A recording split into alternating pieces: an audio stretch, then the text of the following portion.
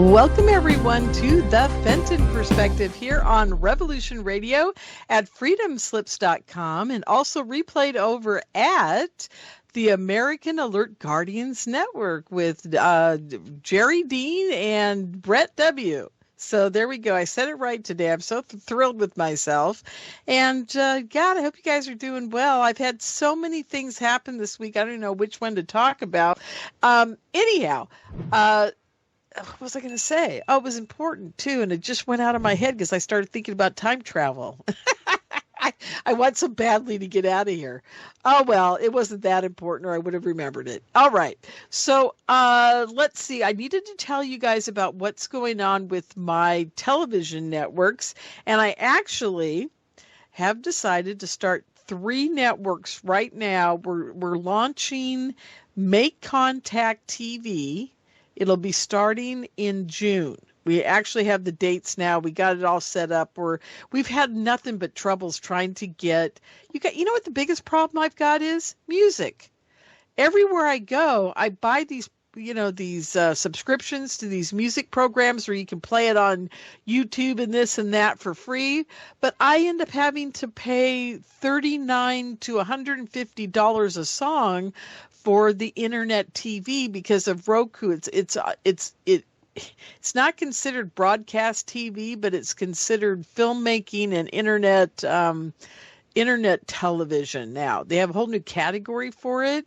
So I got to pay all these damn fees for these songs. Whereas you guys could go out and buy a subscription to I can't think of their names right now. There's 20 or 30 different sites out there where you can go buy for, $100 a year, all the songs you want to download to put on all your videos and your podcasts and your radio shows and all that stuff. And I can't do that because the licensing fees are outrageous for each song at those sites.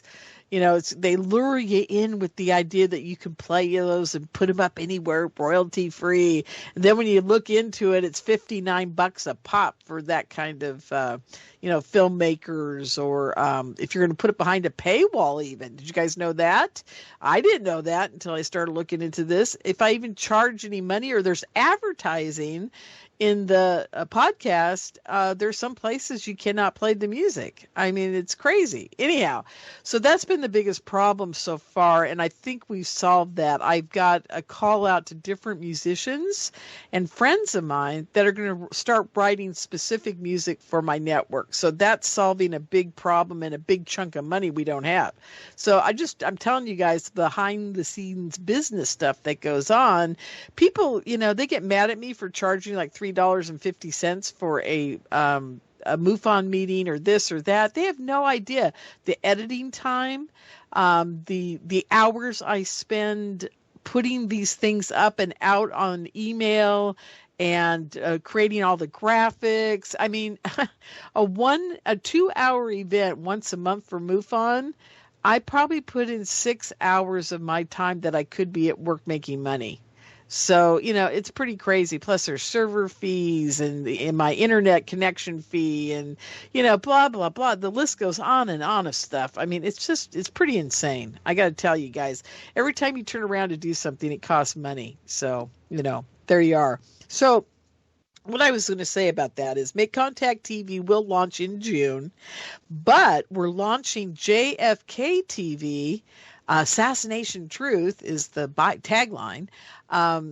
We're launching it on May 29th, and we're having a one-day conference in conjunction with the TV launch, and it will be some heavy hitters on that day, and it's JFK's birthday. So that's why we're doing it, and it'll be very cool, and we're going to have pre-launch subscriptions available probably like May 1st. So we'll start sending out information about the conference, the one-day online conference, and then the network will launch on May 29th on JFK's birthday. Very apropos, I think. And it's going to be wonderful. I can't wait. I got to tell you guys, I'm really excited about the JFK channel. I reached out to my good friend, Randy Benson. Now, you guys remember, Randy Benson, The guy has made an extraordinary movie. It's called The Searchers. It's all about JFK researchers, and most of these guys, Jim Mars is featured in it. He's passed. John Judge is featured in it. He's passed. I mean, it's all these guys that are no longer with us. Not all of them, but, there's a chunk of them that are no longer with us. The amazing research that they talk about what it was like being a JFK researcher and dedicating your life to it. And there was some interesting information in that movie. And it is an award-winning movie. It's won at all the film festivals. So go online to thesearchers.com, I think it is, or just look up The Searchers, and you'll find Randy's movie. You can buy it. It's up on Vimeo, and it's on Netflix too, I think. It's around. So you can find it, and please watch it. It's really important you do, and I'll tell you why. Because on the network, we're going to have that movie featured, but we're also going to have 40 hours of outtake interviews with the people in the movie that never made it into the movie, that Randy was thinking about making a second one, but he never did. So that's going to be a featured bonus at our network, is all of those outtakes that no one's ever seen before. So that's going to be extraordinary. And also, I got a hold of Jim Fetzer, my buddy here at Revolution Radio, and asked him if I could put up his 2013 Santa Barbara JFK 50th conference that I helped him produce. And he just gave it to me. He just said, Lorian, it's all yours. Do whatever you want. It's my gift to you. I was like, whoa, that is so cool. And there are people like Peter Janney and Richard Hook and Ralph Sinkay and Jim Fetzer, and it's an amazing conference. So I'm very excited. We're editing that right now. Anyhow, I'm just giving you guys a quick update on everything that's going on with the networks, and they'll be on Roku, Fire TV, Apple TV, all of the platforms. They will also have the website. You'll be able to play them on your cell phone, your tablet, your computer, and your television set. So it's going to be really, really cool. I'm very excited about this. I never thought I'd be excited about this. It seems like a lot of work, but the more work I put into it, the more happy I am with the outcome. And it's really, really fun. And I'm enjoying every minute of it. And I'm building a TV studio. It's a small one because I've been offered some space, and it's just basically a one room set. It's kind of small, but it'll be very cozy and very fun. And I'm starting a show called The Fenton Interviews up on that channel on Make Contact TV. It'll be there. It'll be once a week. It'll be a half an hour to an hour interview show.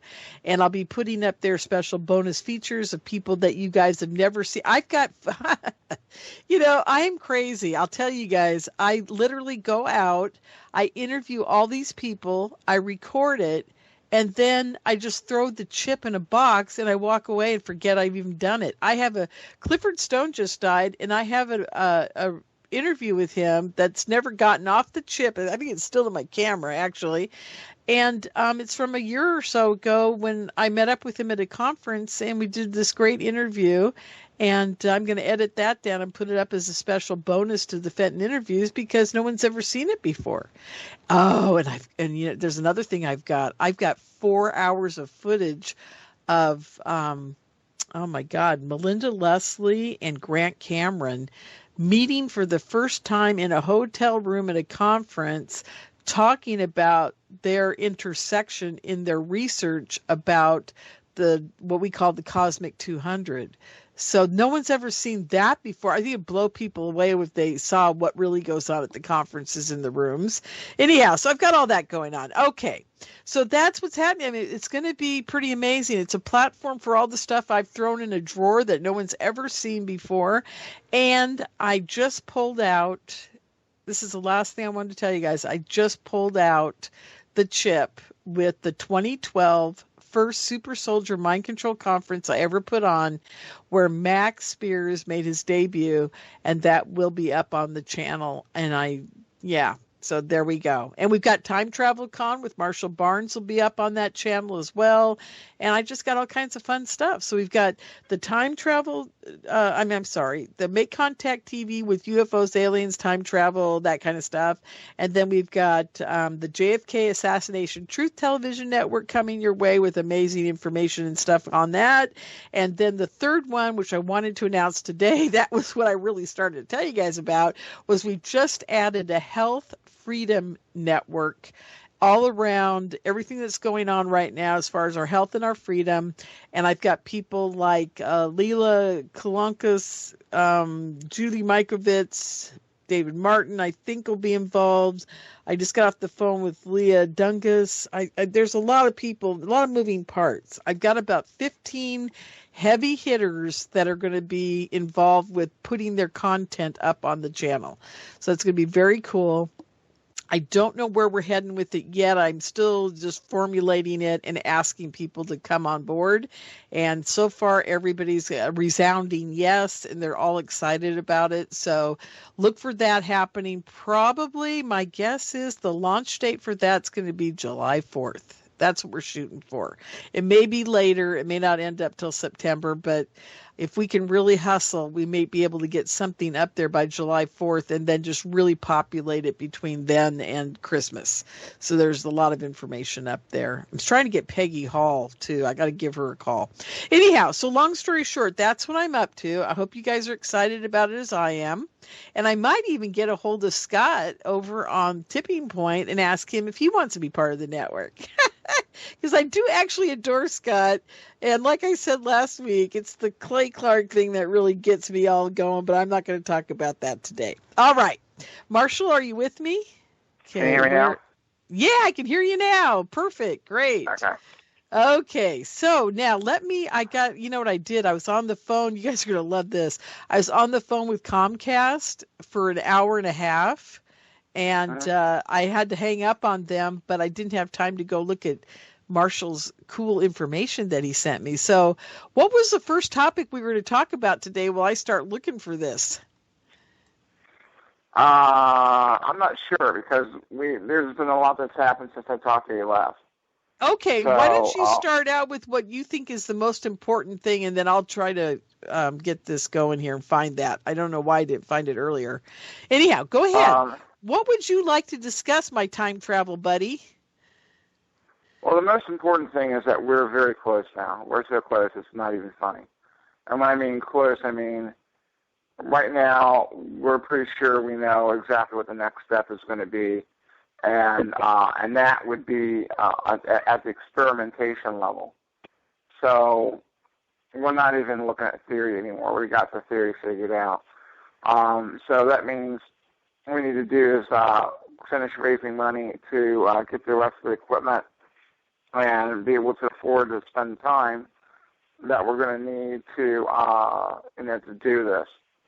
And but once you start talking about okay, we're ready to start doing experiments, that's when you're all in, because I do believe that there's been a certain amount of fear involved in the process so far, because this isn't our first time at the rodeo, so to speak. Way back in the late 90s, early 2000s is when we first started doing research on this particular topic with the intention of trying to make something happen on a physical level. And we had all kinds of weird things starting to happen. And one of our main fears was that something would take place that we didn't want to have happen, and then we couldn't get back. So, right. That's how close we were to the things at that point, is that we were afraid that something would go terribly wrong, because we were already getting weird results of things anyway. But we also didn't know as much about what we were doing as we do now. I mean, we're like light years ahead of where we were then. But and that's in terms of understanding the theory and the science and the physics and all that kind of stuff. We were quick learners. My mentor at the time was Fred Allen Wolf in the movie What the Bleep Do We Know? Because he had written not too long before that. He had written well, actually about 10 years before that, the book Parallel Universe is the search for other worlds. And I met him because of that book, because there are things in that book that are actually already starting to happen to us, which we didn't expect. And he decided to come to the town I was in to actually see what was going on. And he came up with this famous quote, because we were filming at the time. We were making a reality movie, which, by the way, we plan on trying to get released toward the end of the year this year, finally. But I'm trying to remember what his quote was. He told me it was like, he goes, Marshall, you're a receiver. You're tuning into something that's real. And as you tune into it, and people start to hang out with you and resonate with you, things that are like that are going to start manifesting around you. Correct. That's what the quote was. So, and we're looking at each other like, holy cow. Because the things that were happening were like not supposed to happen. It was all, there were things that were similar to a science fiction saga I have been creating for the last 10 years or so. And doing things that were like parts of it. It was just supposed to be sci-fi. That's it. It wasn't supposed to start coming true. I mean, it was crazy, the things that were coming true. I mean, like people who were identical to characters I had made up that were supposed to be fictional. They started, appearing in our lives, and it was just ridiculous, crazy. And we had the evidence for it and all that, so. Let me ask you something that I've been thinking about since, I listened to your interview on Byte. What's right. that? What Brain was it? Bites, I think. Yeah, Brain Bites. It was fabulous. Tell first, before I ask you the question, tell everybody how they can access that. Well, you'll have to look it up. I don't have that in front of me right now or anything, but it's on YouTube. It's You YouTube. can look up Brain Bites and Marshall Barnes. I guess Bites is B-Y-T-E-S. Right. It's bytes like computer bytes, correct? Right. Okay. Mm-hmm. So Brain Bites, you guys, look up Brain Bites plus Marshall Barnes, and I'm sure it'll come up. Fascinating interview with Marshall. He goes into some detail, more scientific detail than he and I usually talk about, but I think you guys will find it fascinating. And while I was listening to that, Marshall, what you're just talking about right now, the manifestation part of all this, do you think that manifestation, like, for example, we go back to my rabbit story, and I've always thought there was a time travel element to the manifestation. Okay, always. That has always haunted me, and I don't know why. But I think part of the time travel phenomena would be the manifestation of the things you're trying to time travel with or to or about. Do you think in other words, do we manifest the place we're going to in time, or does it exist already without us? I guess it's like the forest, the tree falling in the forest kind of thing. What's your theory on that? Well, I mean, we know that it exists already without us. It exists as information. And that's the other big thing that's going on, which is kind of like frightening. I have to laugh. Oh, jeez. Okay, okay, this is why I'm laughing. Okay, because what I was thinking is that what we've discovered in looking for actual physical phenomena that relates to time travel and supports or undergirds portions of our theory, which isn't like our theory, it's one we adhere to. It stems from John Archibald Wheeler, who was like the smartest guy walking around after Einstein died, as far as I'm concerned. He was the guy that came up with the term black holes, and he was the guy that came up with it from bit, which is the idea that information is what's underlying the foundations of the physical universe.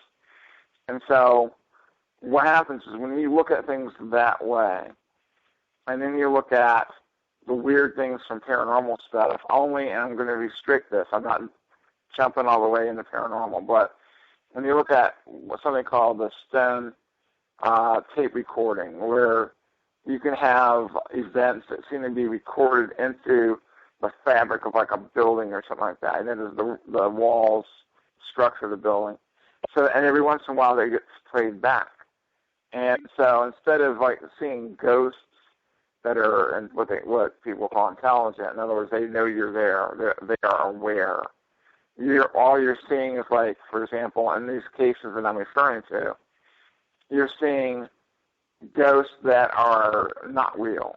They're just images of people that were there that are being played back again.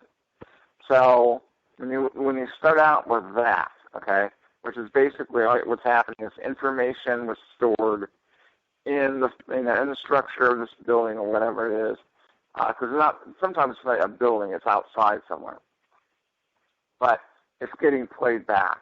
So then, on the next higher level is what you call time slips, and that is when you start dealing with information about places that used to exist where you are, but they're not there now, but they still exist.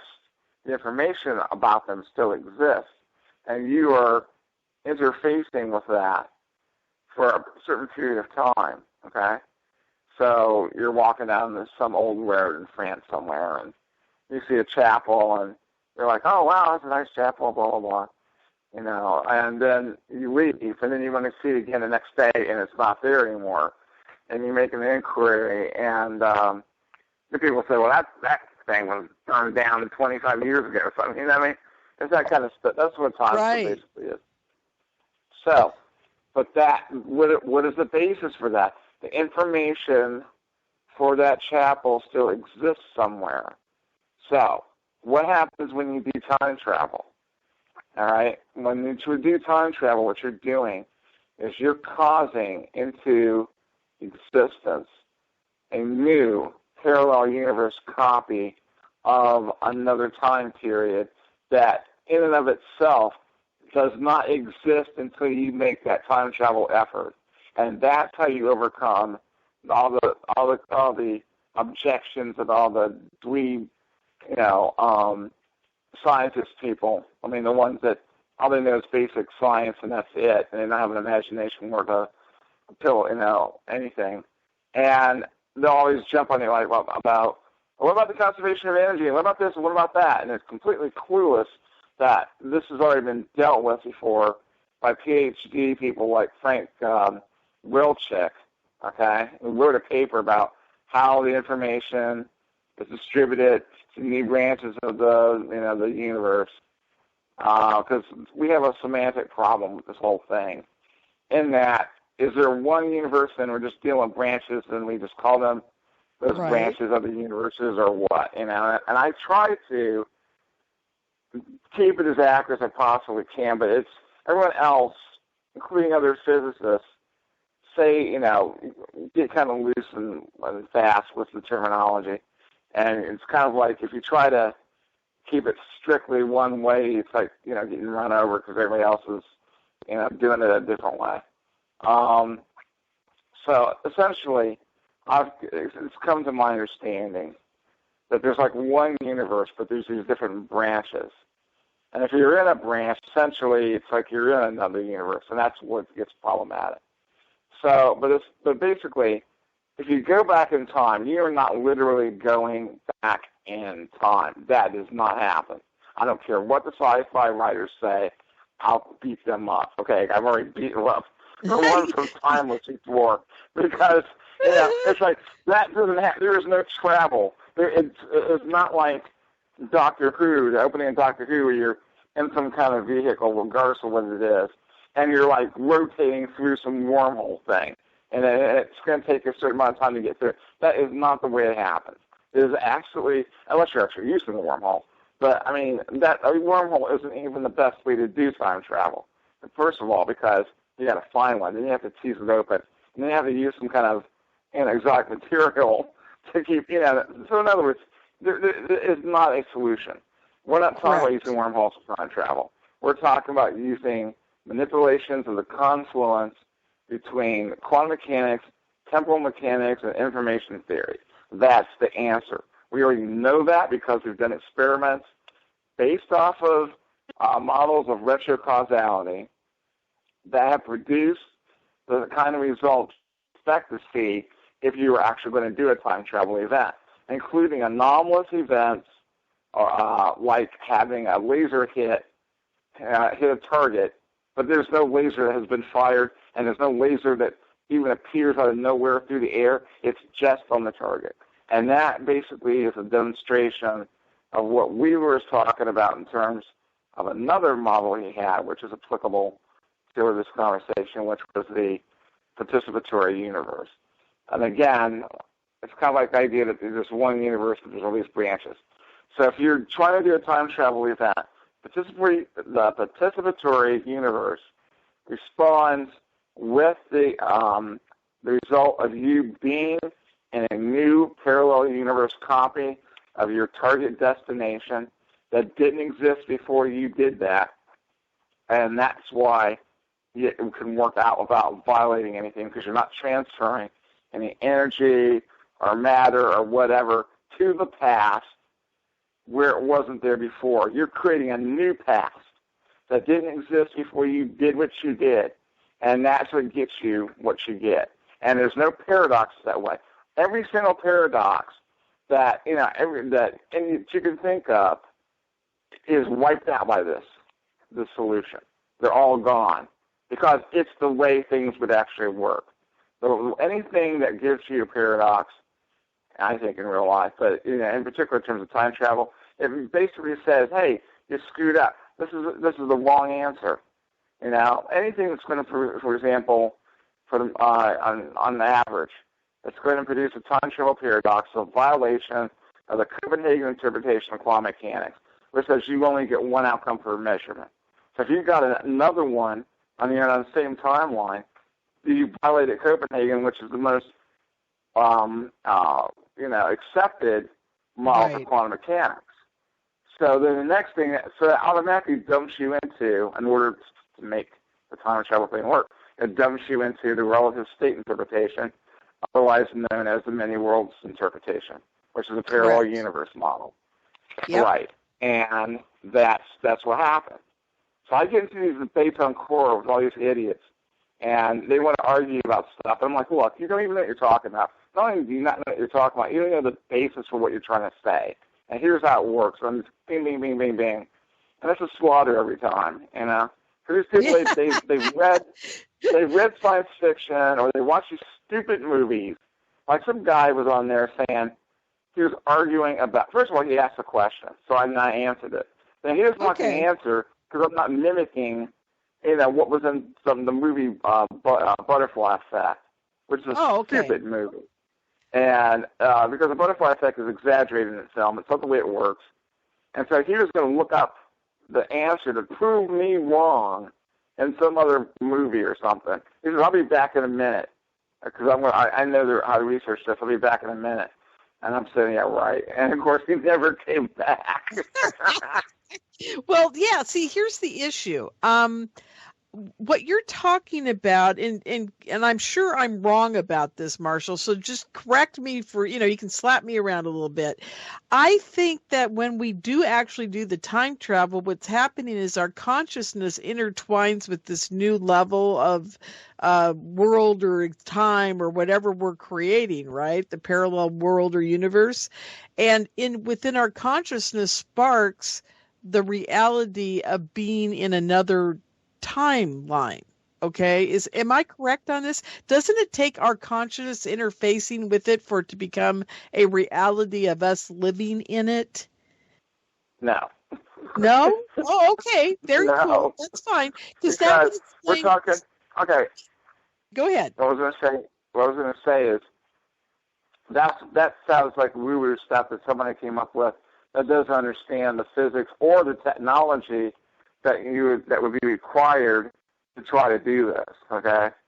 So I I could see a little bit of consciousness being involved, maybe, and I know there's quantum physicists would argue that there is, but they're not actually trying to do it for real. But, you know, there is a long-standing argument about how far into reality our consciousness plays a role. Right. And I tend to be on the conservative side because, you know, I'd rather rely on technology than my consciousness per se. Okay. And that's to the level that we're operating in, because we're trying to do this for real. This isn't like something that we want to do for a discussion at the Aslan Institute, you know, and you know, while we're passing a joint around. I mean, this is the real deal, and it's the real deal because I don't believe in the future. Okay, I mean, basically, it's this other thing that's the most recent development, and Elon Musk has been, you know, as you know, he gets involved in all these technology projects and whatnot. And the latest one is... Yeah, go ahead. The latest one is SAVs, which is shared autonomous vehicles. And what the problem is, now while he's been doing this, he's been afraid that something's going to happen that's going to end civilization. And that's why he hopes that we're in a simulation, okay? I'm not making this up. This is what he said. Right, yes. At that famous code event where that guy,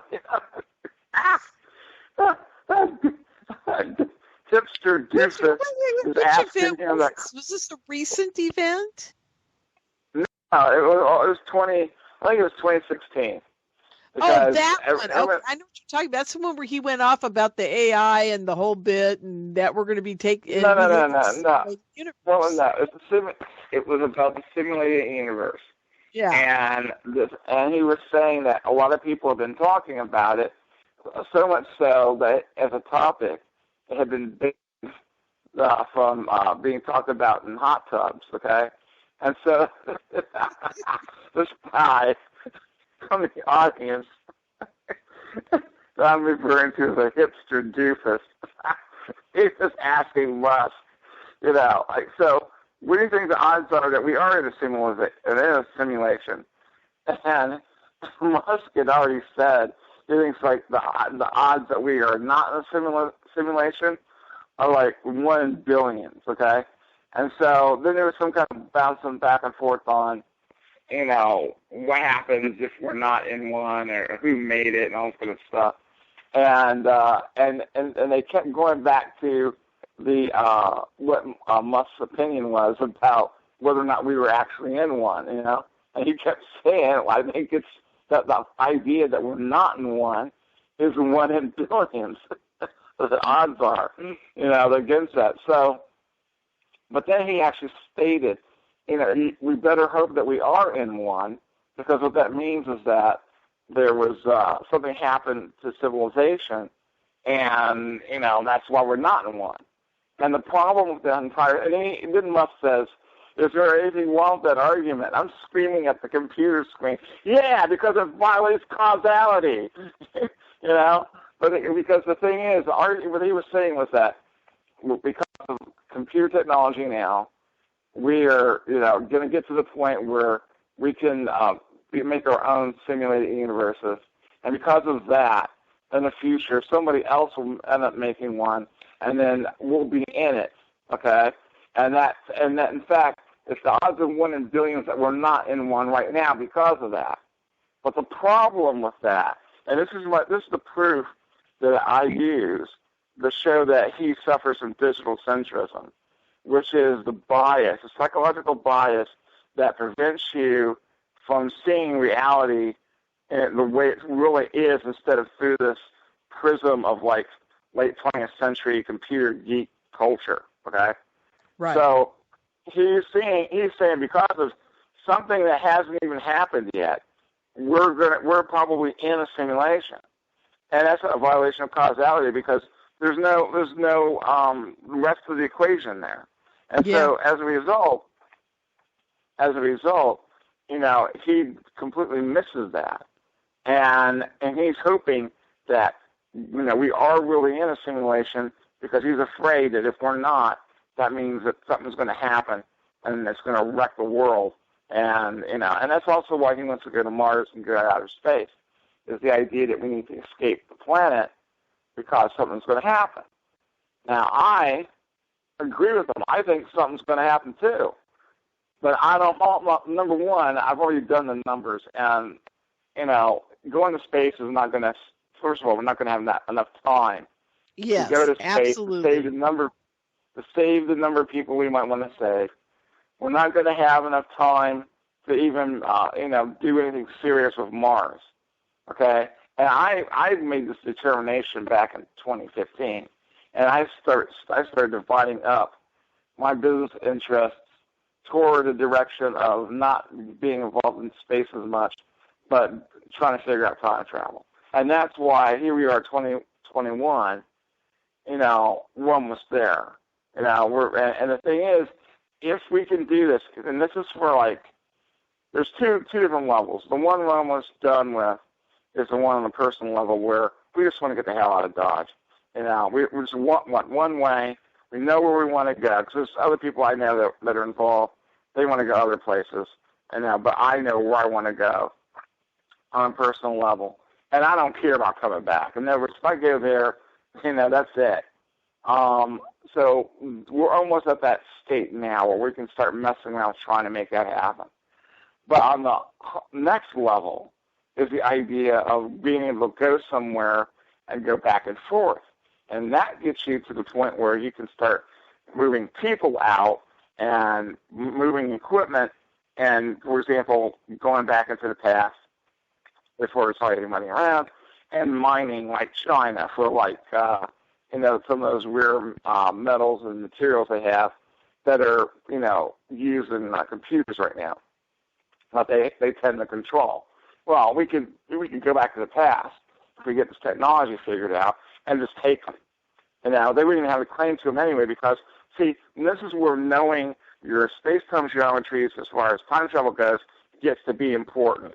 If you go to China in 12,000 years from now, all right, and you remove, it doesn't matter how many tons of whatever rocks it is you need to use in a computer system.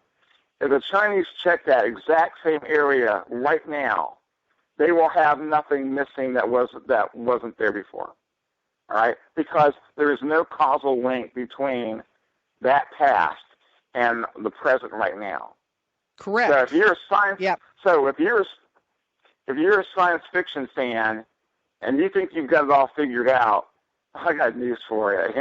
You don't have anything figured out, because they'd be saying, oh, well, because you took it back there, it's going to be gone now, because that's been in any number of different movies where somebody does something in the past and it shows up in the present, like in Looper and stuff like that. And no, it doesn't do that, because if you have that kind of a space-time geometry, then energy could flow back and forth that way, and it would destroy the connection, which was Stephen Hawking's argument behind the chronology protection conjecture.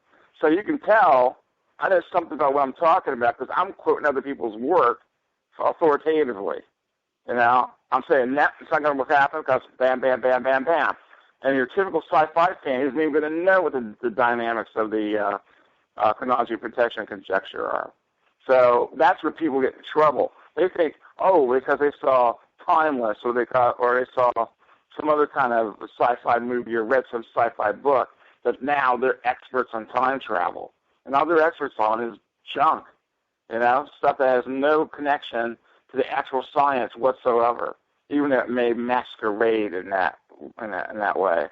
Correct. So that's why it's important, because this is, it's like David Byrne said, this ain't no party, this isn't a disco, this ain't no fooling around. We want to do time travel, not because we want to go back and see dinosaurs, it's because we want to save our ass from what's probably coming on the horizon. I mean, in 2019, we had no idea this COVID crap was going to be going on in the following year. We are out of time. We don't know what's coming. And it's like, you can go, people can sit around and do whatever they want to do. But, I have that gun to my head kind of thinking. And I'm not fooling around. I'm getting out of here. I mean, it's serious. This is no joke.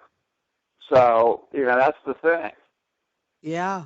Yeah, no, absolutely. And yeah, but and I've had people, Marshall, actually, email me after I've had you on the show saying, but here's some of their, I'm trying to recall, this one lady had a good point. She goes, if we're time traveling back to a different timeline in the past, and it won't affect our future because we're branching off into a different different time I guess her point was this: is it really our Earth now, or at that time? Is it identical, or is it considered like a whole new Earth in that place? I mean, and I'm still trying to paraphrase what I remember reading, but it's just it's a good question. I thought, is it the same Earth? Is it the same thing? Or is it something completely different that we're popped into that didn't exist before? And does that make us a god? Because we're creating a whole new Earth.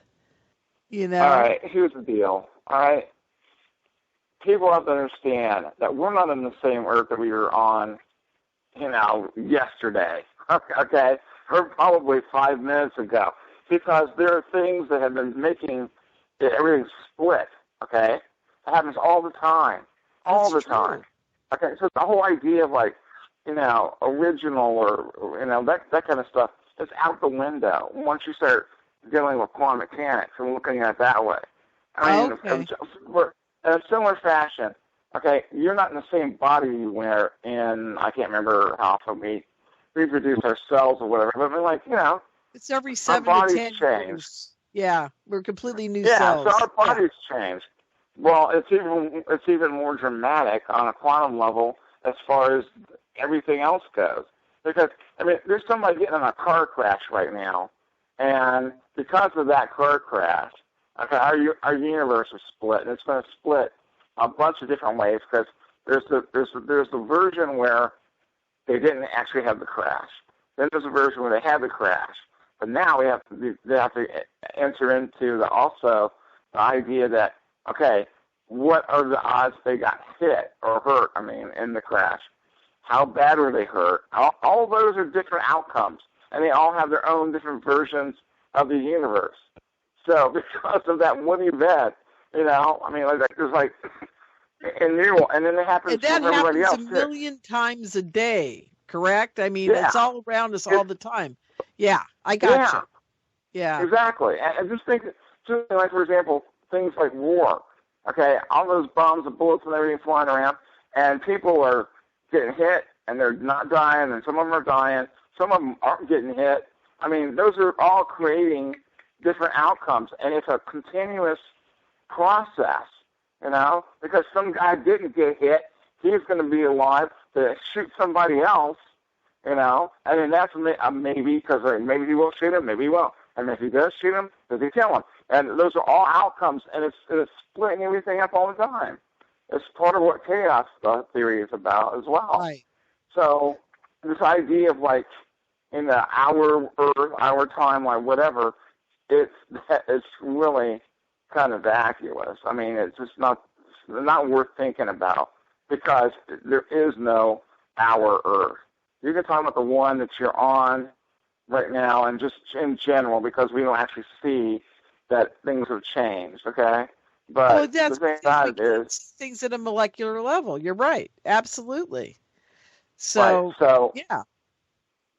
So basically, to answer her question, when you're going to do time travel, what you're thinking about is just what you're dealing with on a local level, okay? So you do your thing with the machine. It causes the quantum translation to take place, and you end up with a new copy of whatever your destination is supposed to be, and you're there, all right? And there's nothing that you're going to do there that's going to change anything from where you started out from. And, and that's just the way it is. There's no causal connection between that new copy of the past that you're dealing with and where you came from. Wow. And that's the way to think about it. There's no need to micromanage it, Yeah. Okay, let me ask you this. Now, well, you just brought up this whole thing about everything, if you get in a car accident or don't or what have you. You remember my story about driving home from the doctor's appointment in the pouring rain and hearing a voice in my head telling me to pull over and get in the right lane. And if I had stayed in the left lane, I would have been killed. Do you think that was me on a different timeline trying to tell myself to stay in this one? No, I think it was probably something else, like an angel or something. All right. Just wondering. I always felt that incident had a time travel aspect to it as well. I don't know how I know it. But what you have to think about is what would be the mechanisms that you would be able to do that, or why would you even do it? I don't know.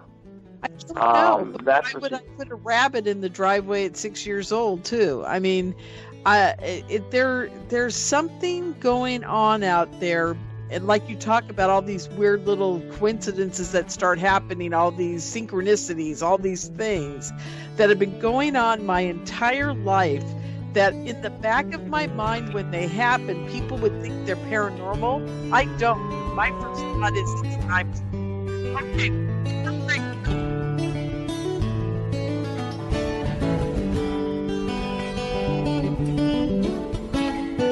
Listen to Revolution Radio at freedomslips.com, and we'll be right back after this message.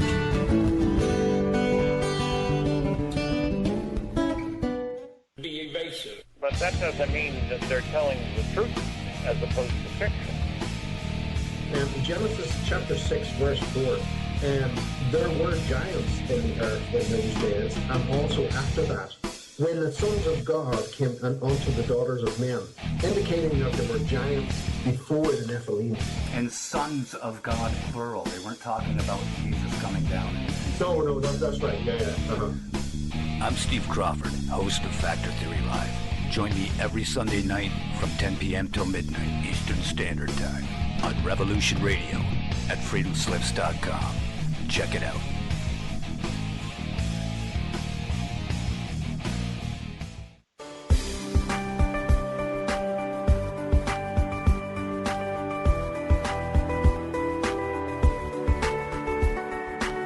Transcending time and space, let us take you to the place inside your mind where thoughts divide and mysteries unwind.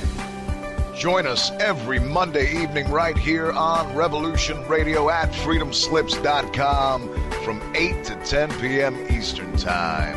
And you will catch the Fenton Perspective with our great host, Lorian Fenton. Come listen in as she shares her amazing stories from the past to present, along with all of her guest secrets to the future. That's the Fenton Perspective every Monday evening right here from 8 to 10 p.m. Eastern Time, only on Revolution Radio. Oh, and you don't need to expect us. We're already here.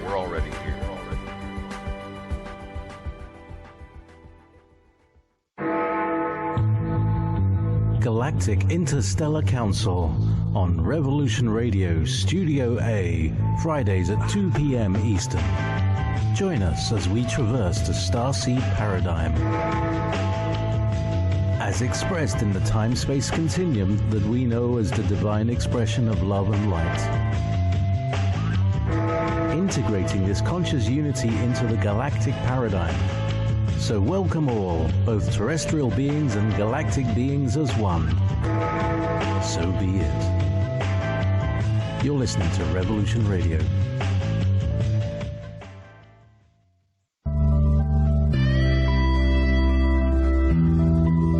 If you think for 1 second that the Capitol will ever treat us fairly, you are lying to yourselves. Because we know who they are and what they do. This is what they do, and we must fight back.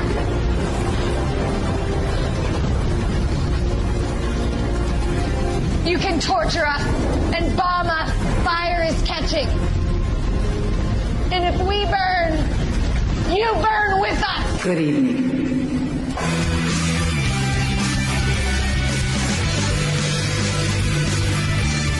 Are you awake yet? I hope. We've tried and we've tried for years and years to use passive resistance and loud voices to make a change. But time is over. Your governments around the world have no other goal than to decimate your entire existence at the hands of the bankers and the elites. The war is coming, and it's your choice to decide if you want to be a warrior or a victim. Denial is not a choice anymore. Revolution Radio, freedomslips.com, the #1 listener-supported radio station on the planet. Not giving up. Revolution Radio.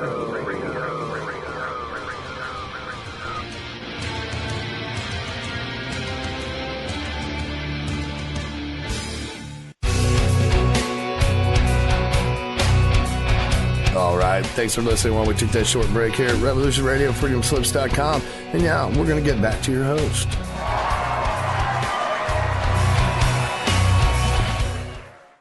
Welcome back, everyone, to the Fenton Perspective here on Revolution Radio at freedomslips.com, and also replayed over at the American Alert Guardians Network with Jerry Dean and Brett W. And I'm very excited to be over there as well.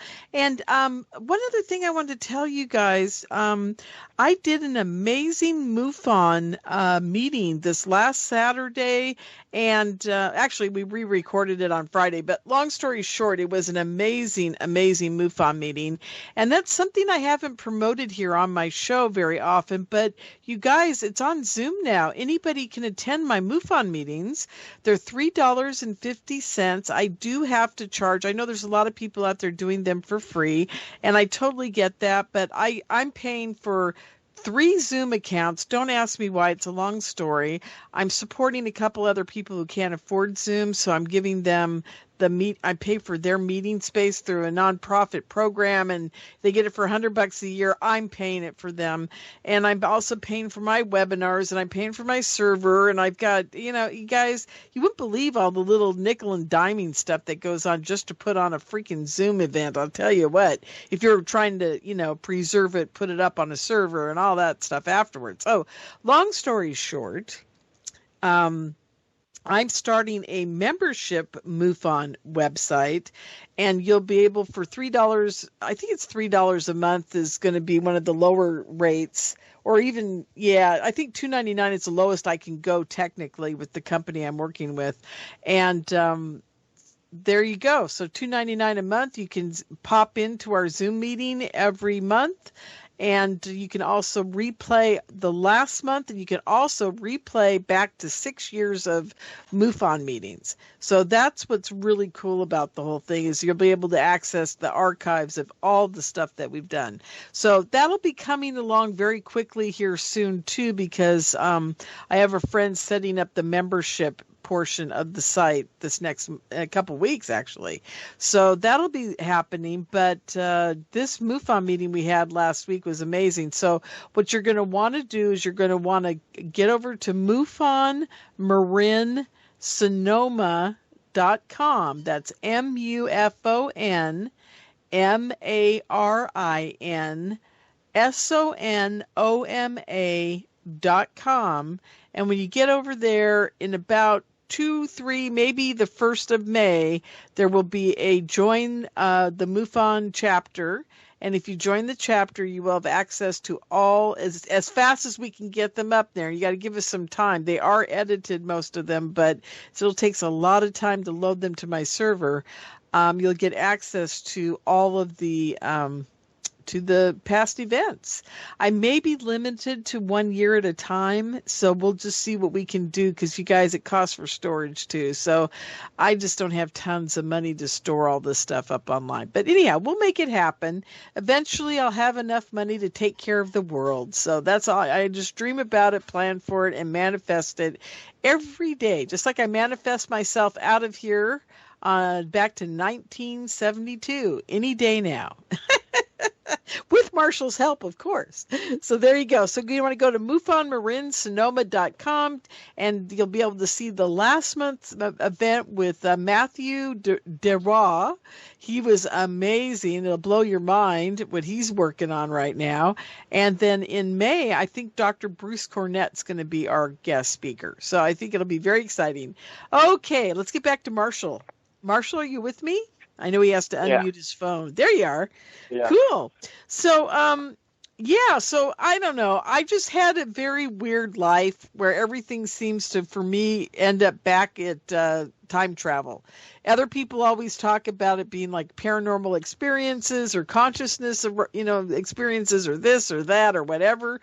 For me, I've always felt like it was time travel. I don't know, but maybe it's just me.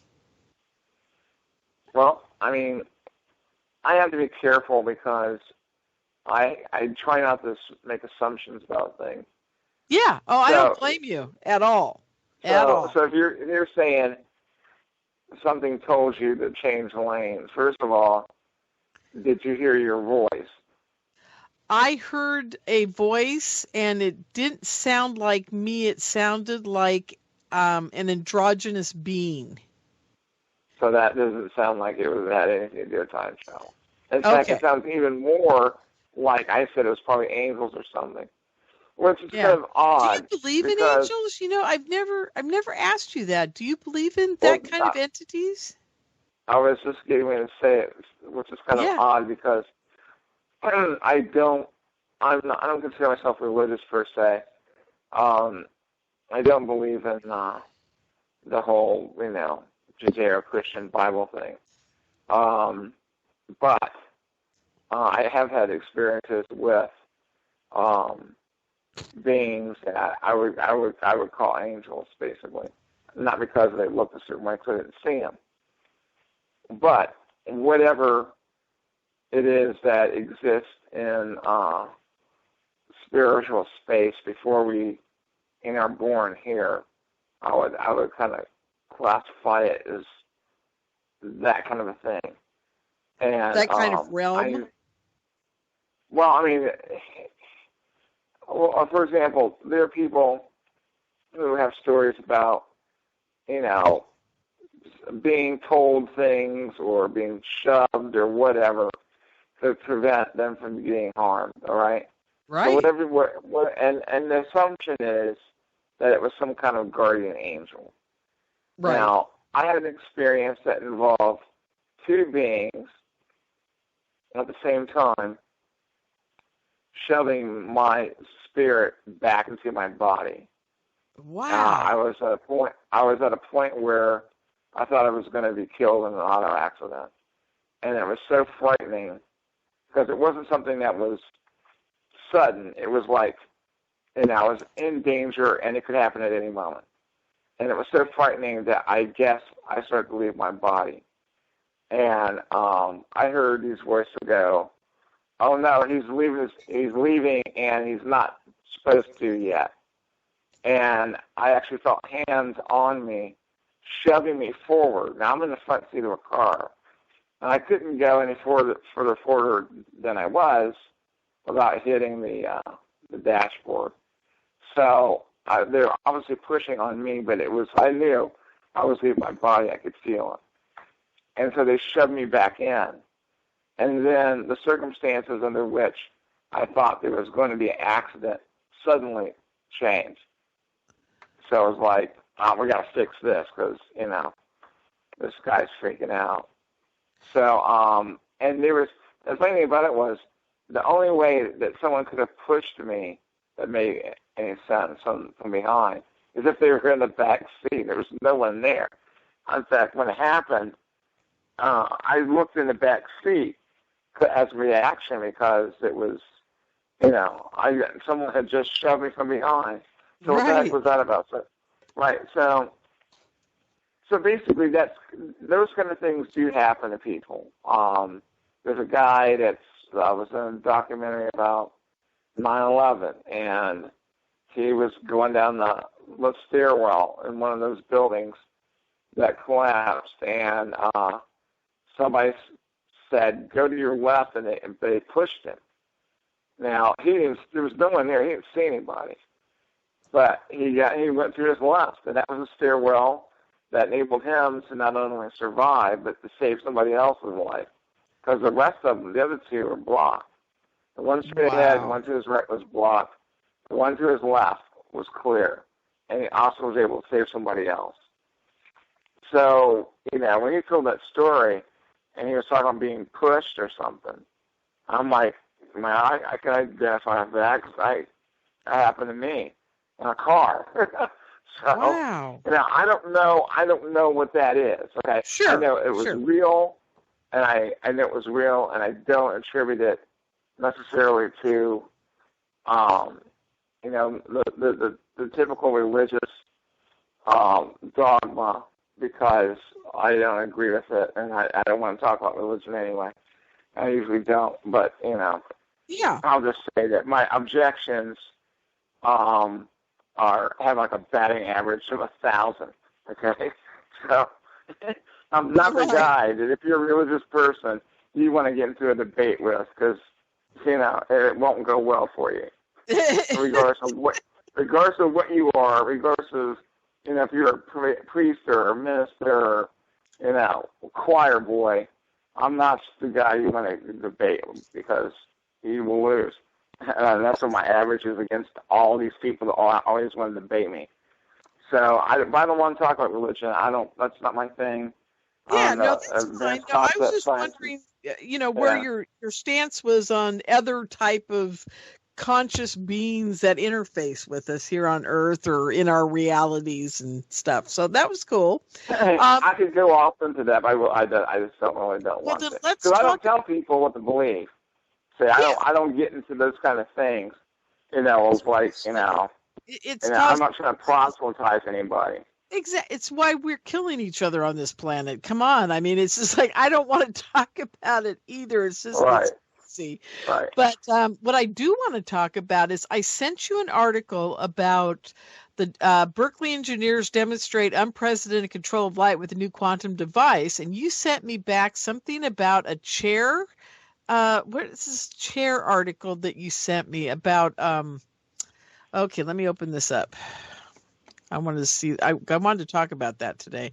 The China time machine, and there was some device about a chair.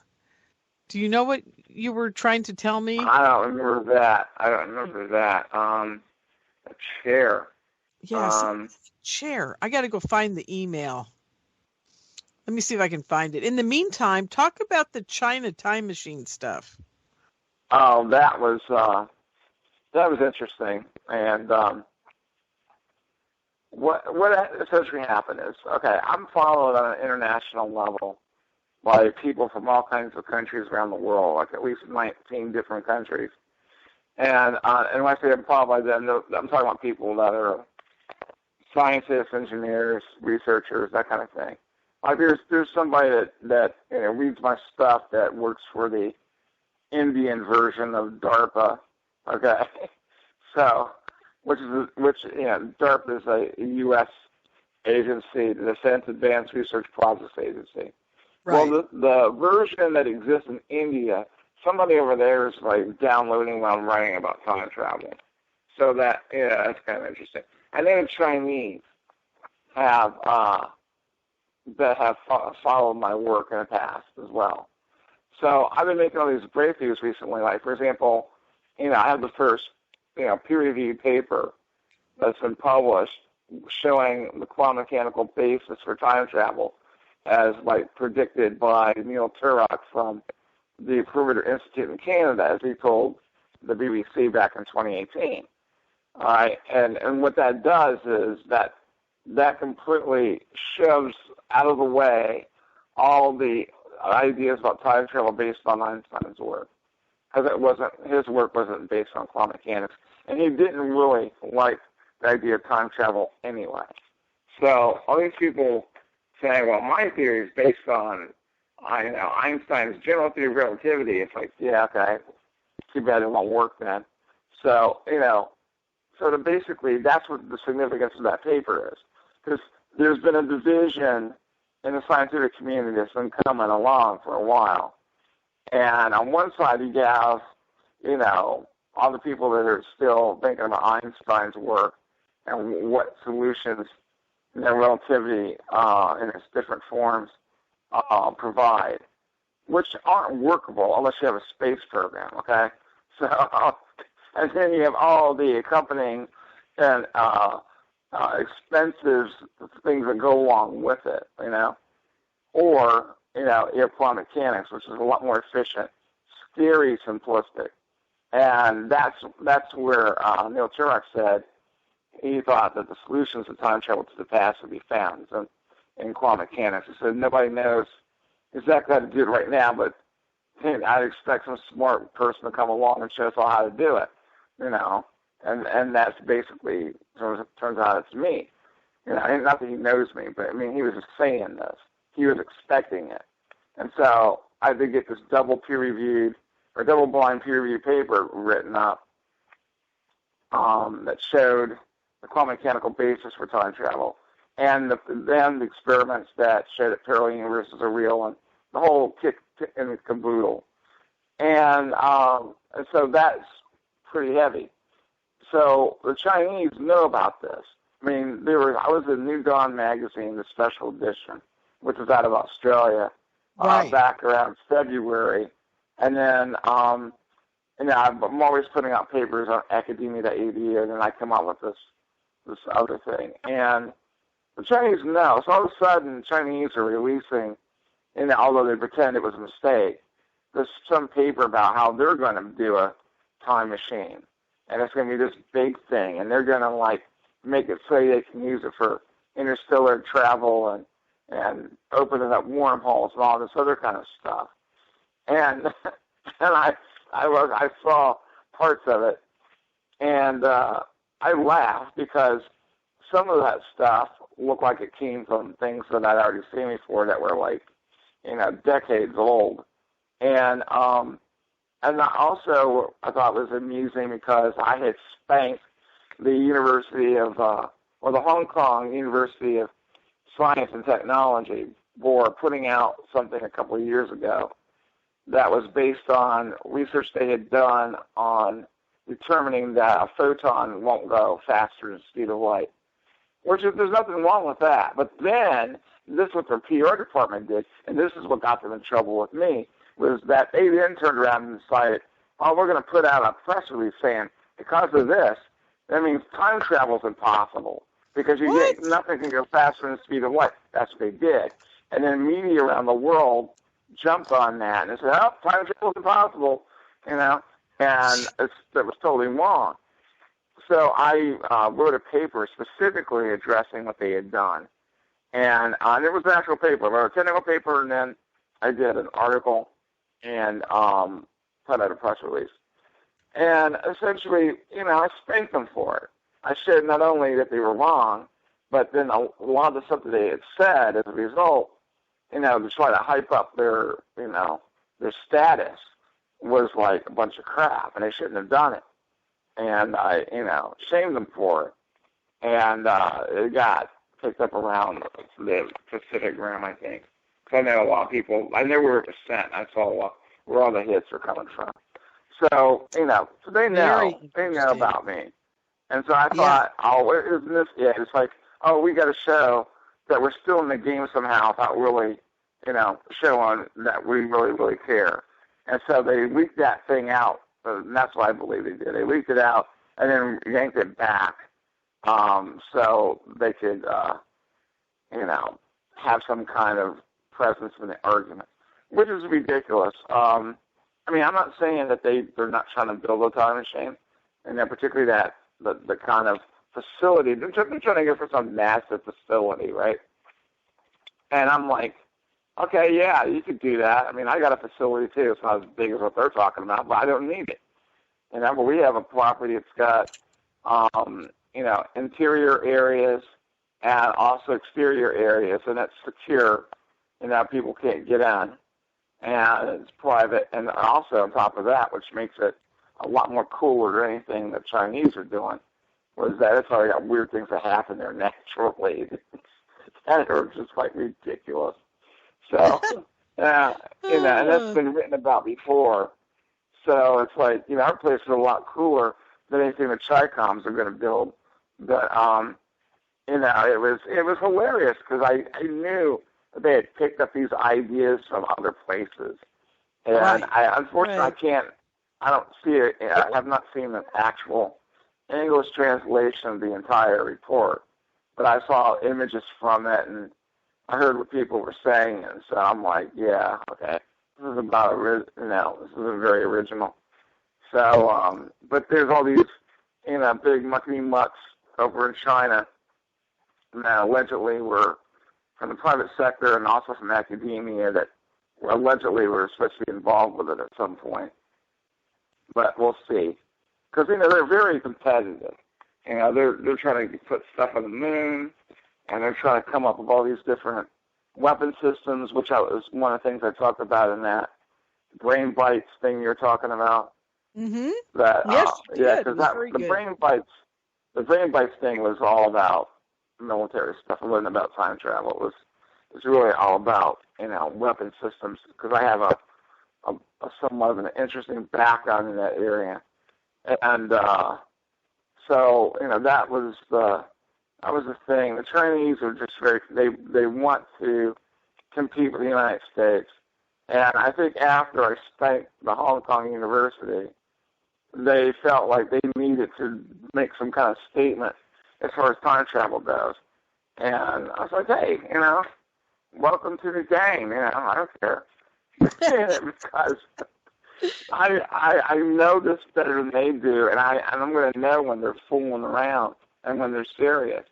And I know when they're serious. I've read some of their research on certain other areas, and I've seen them make some claims supposedly in a science journal from over there that sounded to like your typical person to be somewhat exaggerated or whatever. But I could see how possibly some of the stuff they were trying to do could be true. So, we'll just see. But I just thought it was funny that it got leaked out, and then all these people were talking about it, like, oh, the Chinese are trying to build a time machine.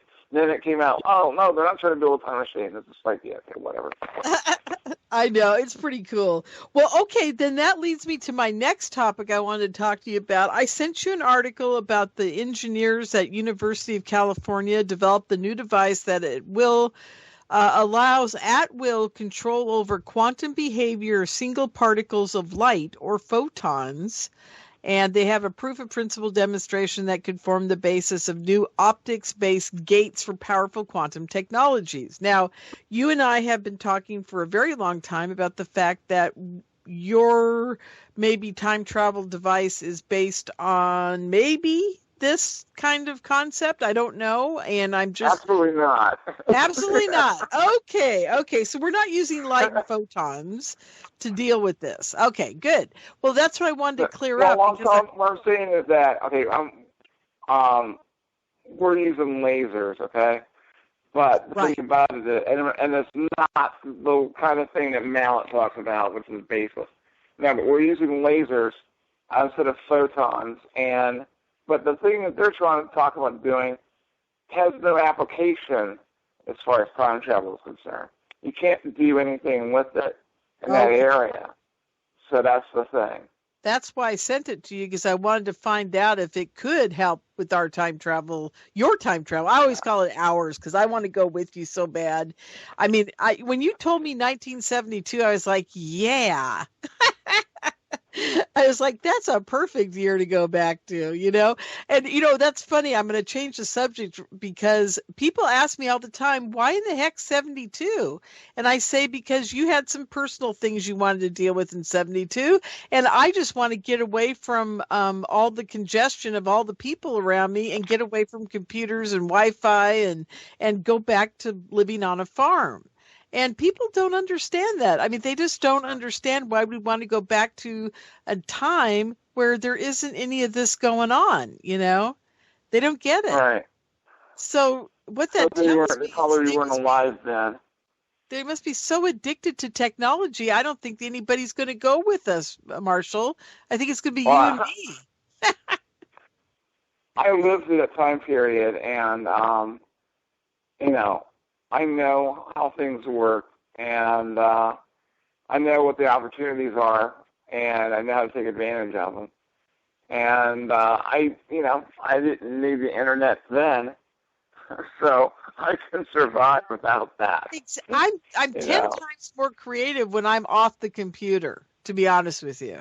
Because the computer restricts what I can do as far as my creativity goes, in my opinion, because I'm an artist. I'm not there is art on the computer, you can do it, but it's not nearly as satisfying as doing it by hand by yourself or creating music by yourself, without the use of a technology. It's great just having a guitar, What happened to those days, Everybody thinks now it's all going to be run through a technology interface to be art, and it doesn't, Anyhow, that's just my take. Well, the key thing is that, for example, I'm going to take computers back with me because I don't need to use the internet to use Mac. They use the GarageBand on MacBook Pro, or use even iMovie. There's things that you can do have nothing to do with the internet, depending on what kind of computer you have, and that will give you an advantage over the status of things back then. Correct. So, for example, I can make a demo on a MacBook Pro that sounds pretty much as good as anything that they would be doing in a full-blown recording studio. And all I got to do is transfer it to a cassette tape so they're not suspicious. And say, hey, check this out. And they're like, wow, how'd you do that? It's like, I know some people. But, it's like, you have to just think in terms of what that time period's like, and the fact that you can use technology from now in ways that have nothing to do with the internet. Right, exactly. So, yeah. And I agree with you. And I wouldn't mind bringing mine back so I could do. There's one problem with that. I just thought of it. Like if I bring Microsoft Office back with me and I'm working on it, I get no more upgrades. Well, that's true. Oh my God, that's funny. Well, but now you were talking about the fact that for the Earth project, you were talking about being able to go back and forth. Is that going to be a possibility so I can get my upgrades when I need them?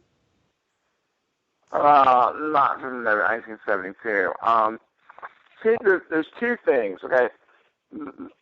First of all, there is the effort to just go back in time and forget about it, right? And then I was talking about doing that, and I got all these complaints from people. I call it the Noah effect. As soon as you start talking about, I'm going to figure out a way to escape all this whatever that's going on, then you got people that want to go along too. But then they don't want to go where you want to go. They want to go to like some other time. So it became a situation where I decided, well, for people to survive, in one fell swoop, the kind of things that could happen, because the doomsday clock's 100 seconds to midnight, and there's all kinds of things that scientists are expecting to take place, like meteor hits and stuff like that, that are just like nightmares waiting to happen.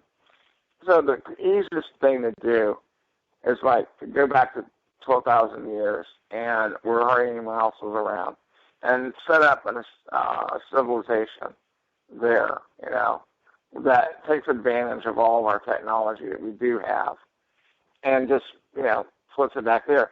So, but that requires, going back and forth, and you're setting stuff through, and that's going to require a whole other way, probably, of doing time travel, as opposed to like on a personal level. So, that's a whole other operation. And actually, the United States was smart.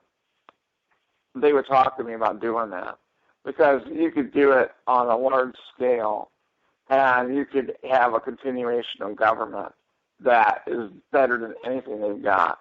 And plus, if they were like decide, okay, we need to secretly move, as much of the country as we can over a certain time period, then they get to be the number one power in the world on a global scale and flip off the North Koreans and the Russians and everybody else that's giving us problems, and because they wouldn't be able to go. They could leave their sorry butts here, So it's like, I'm just saying. I mean, no, I obvious. agree with you. I'm laughing because I can imagine. You could do everything. You could take, launch rockets from that time period and put up satellites, and that way you can monitor developments of the human race around the world as time goes on. And see, I wrote a paper on this. It's called Temporal Escape. It's on academia.edu. Okay. And I even deal with the kind of people you would have go back, because there's a major psychological issue that some people are not going to be able to get over. And that is, you're talking about changing history, not in a way that affects today or anything, but for that time period you're going back to. So you're talking about things that we accept as part of history that aren't going to happen. They're just not going to, and you don't want them to happen. You want things to be better. And so, as a result, certain people are going to be upset, because how things may turn out. Because, before, for example, the nation of Israel can come along, or anybody else for that matter, whatever civilization you set up is going to be like the number one civilization back then.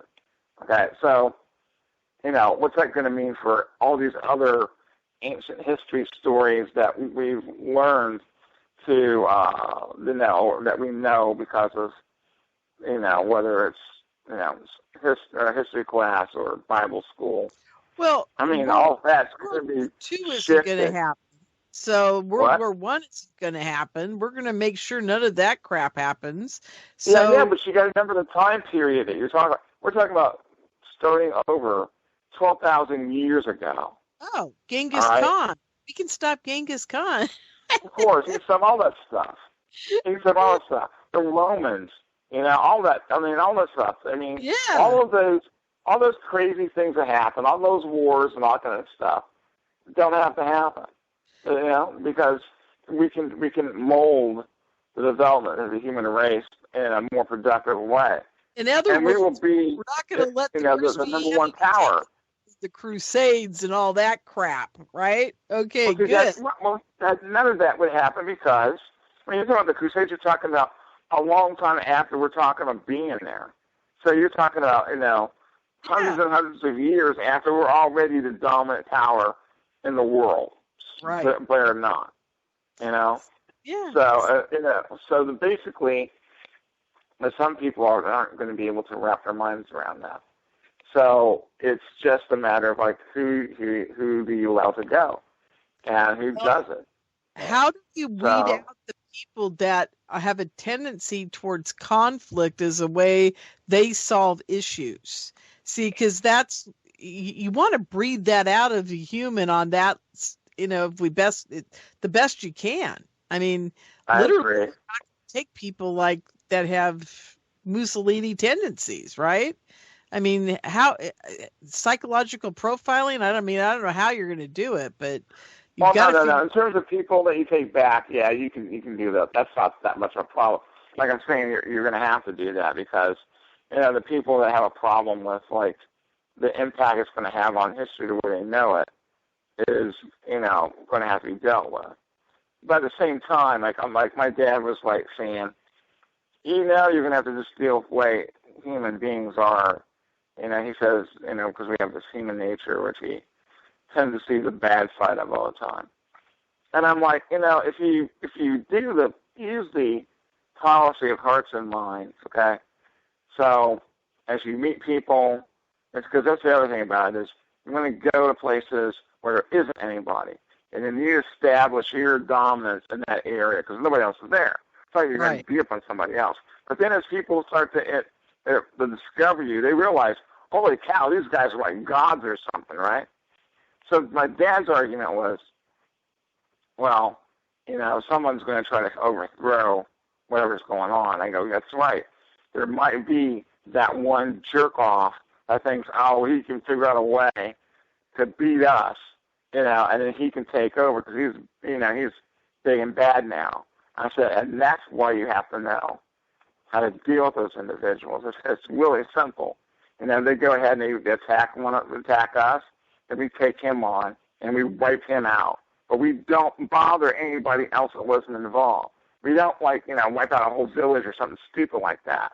What you do is you take that guy, and you kill him and all his guys that actually were involved in the fighting. And then you round up the women and children and go, hey, see these guys? They pissed us off. We didn't do anything to them, and this is what they tried to do, so we had to take them out. But we're not going to do that to you because we're not jerks like they were. And then they're, grateful, right? See, that's how you win hearts and minds. You kill the bad guys, you don't do any collateral damage. And so that's how you handle it. And then, because that's not the way a lot of humans would do it. They want, I want revenge. I want to kill everybody, It's like, no, jerk off. It's totally counterproductive. What you do is you do not let that evil SOB that decided he was going to try to do, he was going to try to overthrow us or do whatever, that pisses us off. You don't let him live. You do not let him live. All his buddies, you kill them all. But you don't let, it's not a matter of that you just forgive him or something like that. No, you take him out and you make an example out of him. But you don't hurt anybody that wasn't involved because that's just totally wrong. And then they're on your side because they realize, oh, they showed us mercy, blah, blah, blah. Bingo. Problem solved. No one's going to do that again. So, that's basically it. Well, this is, what's interesting, Marshall, I was thinking about all the stories we hear about Atlantis and we hear about all the past civilizations. Do you think that maybe Atlantis was, if it did exist, the way they talk about it with advanced technologies and all that, do you think it might have been your Earth First project? No, because because you have to understand the space-time geometry behind what you're talking about. First of all, when we go back, we're creating a new parallel universe copy of that time period. All right, that has no causal link. Yeah, that has no causal link to where we're from, and then we didn't do it before, okay? Because then that would imply a closed time-like curve, which I've written a whole paper about why that doesn't happen. There's other scientists that don't buy it. So, no, that's not what happened. It wasn't us, because that's on this, so no. Well, I was just wondering what if a mistake took place and we ended up back in our real past on this planet, on this timeline? Would that be something? It can't happen. I know it can't happen, but what a trip if it could. I mean, that would be really that would be a nightmare. That would be horrible. But yeah, it's impossible for it to happen because of the role that the participatory universe plays in this stuff, which we've always shown at that experiment. Because when we did a retrocausal experiment, which most physicists say you're changing the past of whatever you're doing, the particle or whatever. My argument was no, we're not, because what we're doing is we're creating a new parallel universe present that's got a different past. And when I filmed these experiments, we got the anomalous hits, okay, where there's no laser being fired, but it shows up anyway. That is what Rene Plaga, the German astrophysicist, predicted in 1995, where he set up an idea for a parallel universe experiment test that you could do. And he said you would get anomalous results the same way. It was the same kind of thing. But that would be for a test that would be to determine, a real way to detect the existence of parallel universes. That's what it was about. So it's like we got exactly the same thing. Huh. Yeah. Wow. And that was in my paper that got published. That was another reason why that paper got published, because I was smart, and what I did was every single element in that paper was based on some previous work that had been done that a lot of people forgot about. And what I had done was read that work and determined, okay, if you put this together with that and that with that, then you got a basis for parallel universes and how to do time travel from a quantum mechanical point of view. And then I had the actual experiments I conducted to make the case, and those were photographed, and you could see the result. So basically, they said, hey, the guy's got everything here, diagrams and photographs. So that's what they accepted. It was a double-blind peer-reviewed paper. Oh, wow. I didn't know that. That's cool. Yeah, it was double-blind. And, I mean, it was serious. And in terms of how it was reviewed. And, I mean, it was serious. It was a piece of work anyway, but I'm saying I'm that surprised the government it was done. Yeah, I'm surprised the government wasn't knocking on your door the next day. Well, there is. Okay, here's the big question. Here's the big elephant in the room. Okay, why aren't more people trying to interview me? Why aren't these people like at Skinwalker Ranch, that kind of stuff, trying to talk to me? Exactly. It's like there's this big thing. I mean, not even the Chinese are trying to spot me in person. I've had people tell me, where's your security detail? Because I'd be worried the Chinese are trying to get their hands on me. And it's not that, I'm not doing things that are credible. I mean, getting that peer-reviewed paper published is proof of that. But the thing is, I think it scares people because it's not BS like everybody else does. I'm not regurgitating the same relativistic, pontifications from, Einstein's general theory of relativity and that kind of thing. I'm not saying, we could do time travel, but we need to do this ridiculously impossible thing first, like you always see from people talking about relativity theory. I mean, there's no solutions there. But I'm talking about doing things that are real, and I think in certain cases, it scares people. And I think in other cases, the government does know, but they're just not, they're not interfering with me. They're not giving me problems, that's for sure. But, but these other clowns, these different shows and whatnot, that tend to ignore me, I think, the joke's on them. Because all they're doing is spewing out information that's wrong. All this is, so the next time someone has Ronald Mallet on them, that I think that's coming to an end. Nothing he's going to tell people is true. Think of this. His big thing is like, we could just think of the lives we could save if we could send messages back in time and warn people of things that were going to happen. Well, first of all, if you do something like that, you're going to be reaching people that are in a parallel universe copy. It's not the same ones, all right? So the people you're going to reach wouldn't even exist if you didn't try to reach them, all right? In the meantime, instead of doing what I'm doing, which is focusing on trying to get out of here, all right, so we can save real people that are alive now.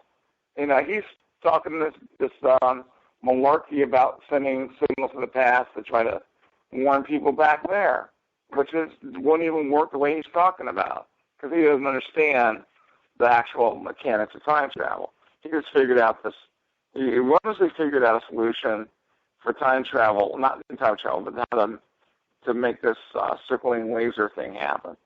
And his conclusions are wrong. He mixed up fluid dynamics with a closed time-like curve, forgetting that one closed time-like curve is supposed to go back in time to begin with. So you don't need a stack of them, all right? Because if you put a proton, into the stack of lasers, and if they do produce a closed time-like curve, the first closed time-like curve it's going to come in contact with is going to send it back in time. So the purpose of the rest of them doesn't even exist, because the first one did the job. And then what he did was he started thinking, I need a stack, and I get this vortex one. That's fluid dynamics. That's what that is. And so then he doesn't understand, and he has the explanation for if you put the photon in or whatever, the proton, whatever, and it goes all the way through to the bottom. Okay, what happens to it then? I think it's going to disappear somewhere along that line. No, but because it's the whole ring. If each ring and the stack of ring lasers It's creating a closed-time-like curve. It's going to disappear at the very beginning if it actually works. So, right. I mean, like, it's just like, he's complete nonsense. But meanwhile, he's wasting the time of people that could be concentrating on doing stuff for real so we can get out of here. So we're not here when a meteor hits. So we're not here if, somebody does something crazy and wants to start a nuclear war or, right. Whatever. No, instead, he's like yapping about all this other crap and wanting to go back in time to see his father, which he then admits he doesn't know how to do. I'm starting to believe that he is a plant to keep everybody stuck in one place without being creatively thinking of other possibilities like you have. I mean, I seriously think he's an operative at this point because he's the only guy out there anybody interviews. It's ridiculous. I know, it's the same story over and over again. It could be. There's a guy that was after him that was actually threatening to kill him. And I got the guy in trouble. I was actually, the guy went after Mallet at a time when I was friendlier to Mallet. And I called the Connecticut police. I can't remember which department it was, but I told them about this guy. I said, he's blaming Mallet for doing something to him with this time travel stuff that doesn't make any sense. But the guy, is crazy. And so basically, long story short, the guy ended up, I don't know what happened to him physically, but he quit posting on Twitter because he was really going off the rails. And there was this Denver or Colorado congresswoman who for some reason was following him on Twitter, and it didn't look very good. But he started talking about killing federal agents and judges and stuff. What? Because of some conspiracy. Oh yeah, this is true. And then all of a sudden he quit posting. I'm sure he was picked up by somebody and hauled away. This is back in 20. I think it was 2008 or something. Or I'm trying to remember who was president.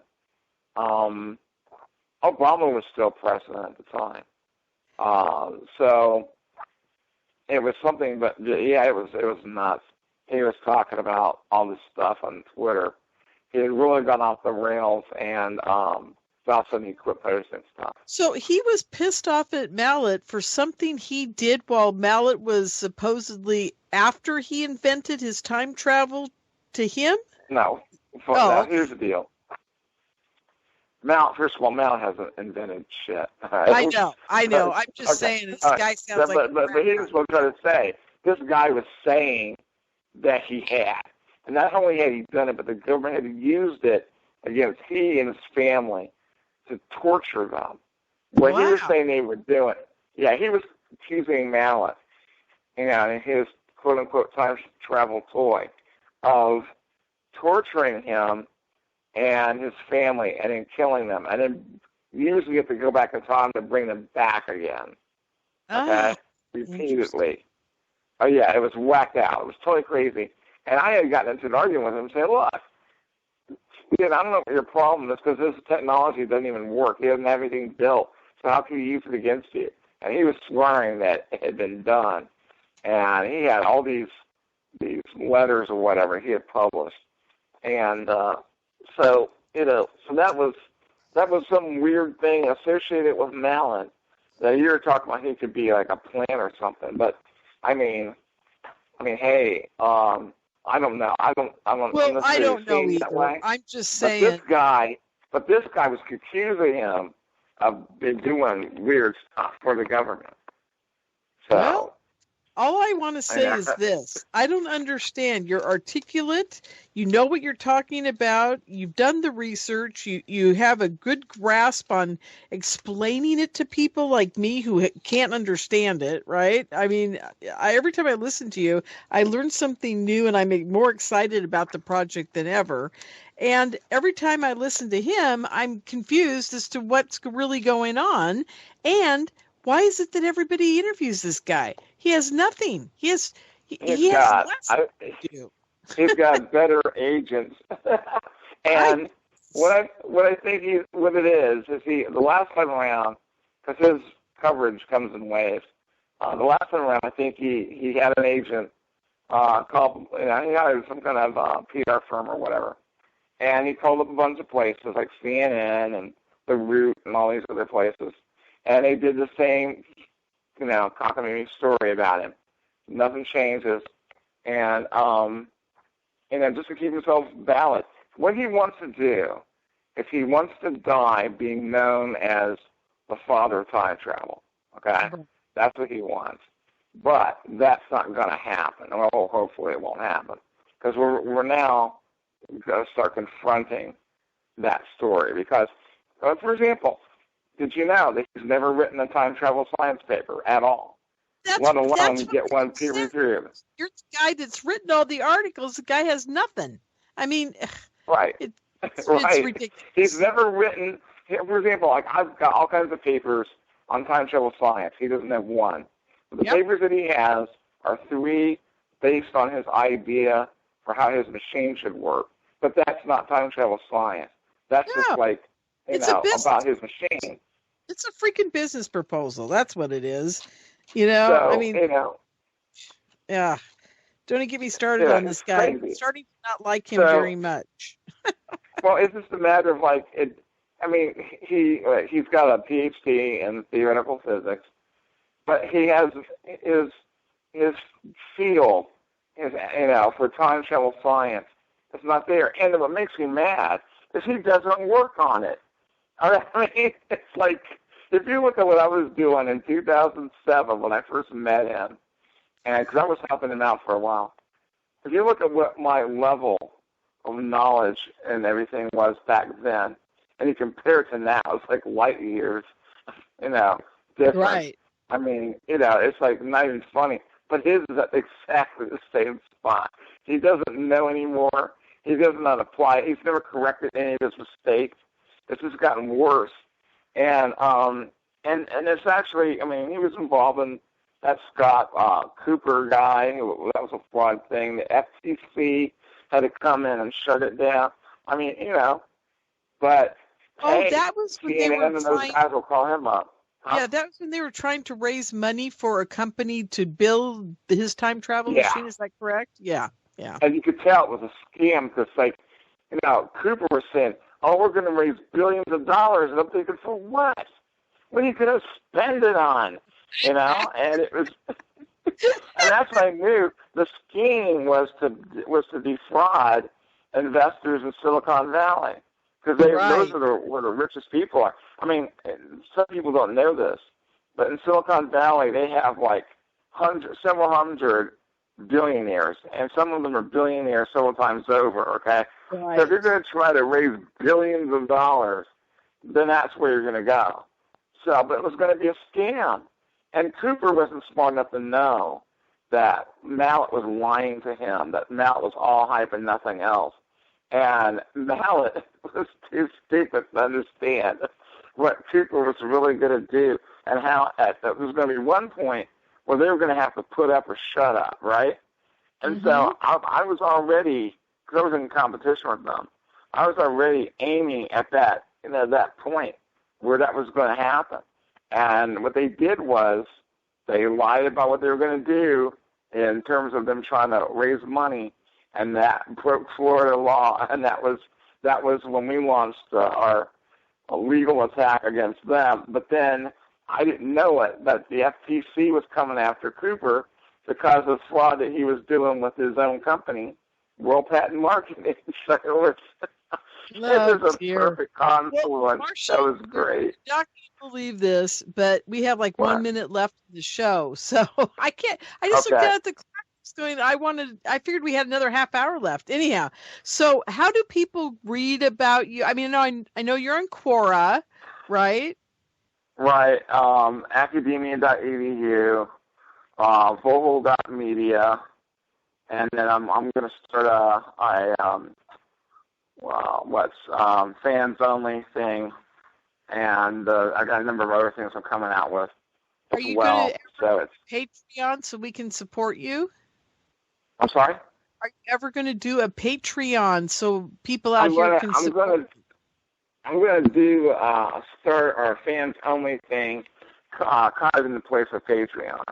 And so they can, so they can support it through what's going on through that. It's going to be very specific, however, but you know, I'm going to start launching a whole bunch of things. Plus, I'm going to be selling a lot of things that raise money for the research, like art.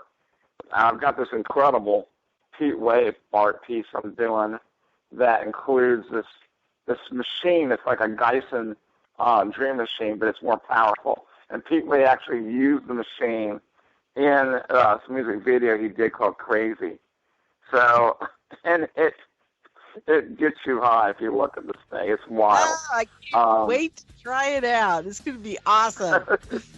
Okay, sweetie. Well, I think the music's going to start any second, or it probably already has. And I'm just going to sign off because I'm worried I can't hear it. So there we go. Thanks a lot.